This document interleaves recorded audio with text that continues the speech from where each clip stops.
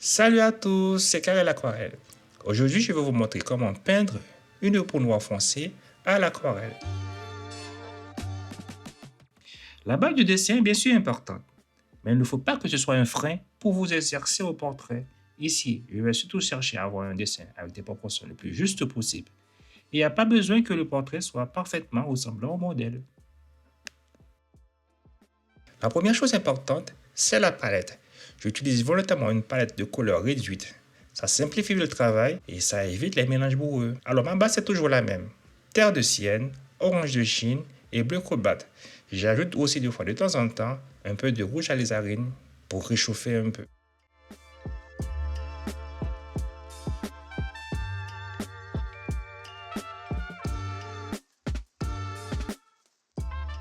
Je commence presque toujours par la zone foncée. Ici, je démarre par les cheveux avec une teinte dominante de violet parce que ça me permet de bien poser aussi les valeurs de gris.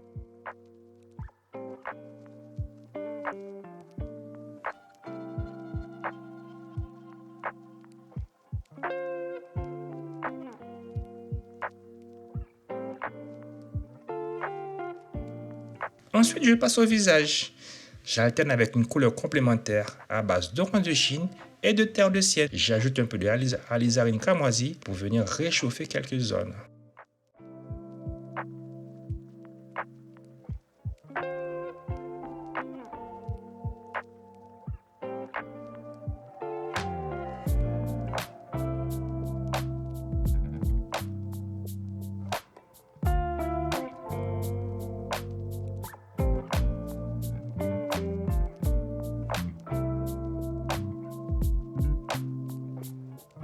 Lors du premier lavis, je définis la zone claire et la zone foncée.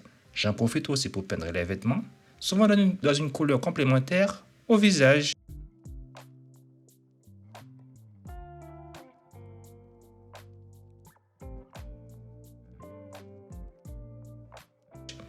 Et je pose un fond le plus neutre possible pour faire à la fois ressortir les couleurs et surtout la zone claire du visage. Et pour le deuxième lavis, je viens renforcer les zones d'ombre.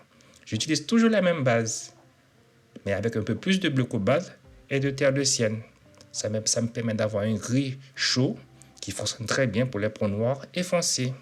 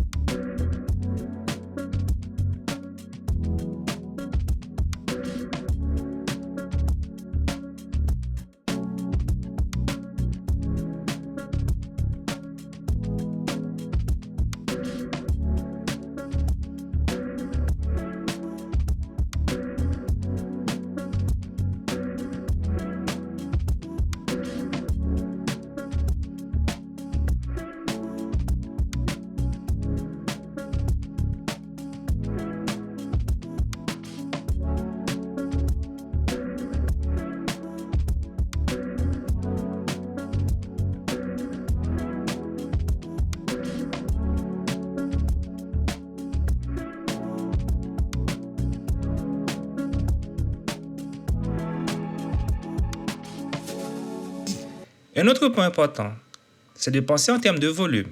Sur le visage, j'atteins les zones où je mets plus de pigments et des zones où je mets un peu plus d'eau. Dans une autre vidéo, j'expliquerai plus en détail le concept de sec sur sec et mouillé sur mouillé. Mais ici, on va rester simple, avec l'idée de varier les textures, juste en jouant avec la quantité d'eau.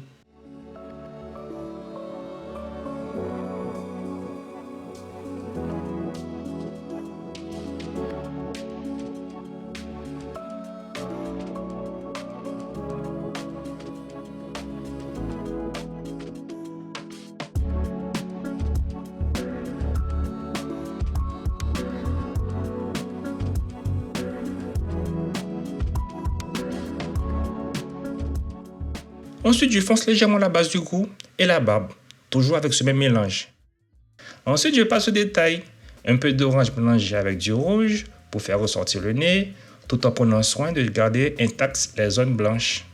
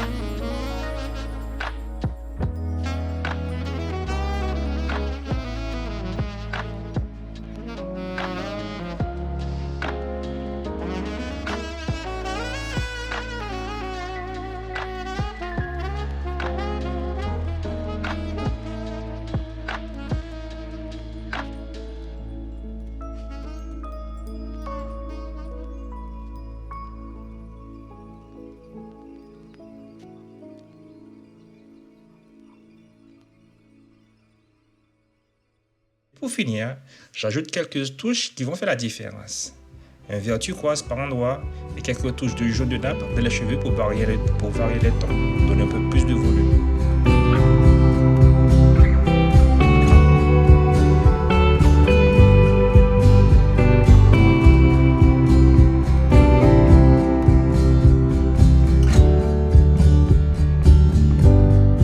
Et puis voilà, l'aquarelle est finie. J'espère encore une fois que vous aurez passé un très bon moment avec moi. À bientôt pour d'autres tutos et d'autres aventures. Ciao, ciao!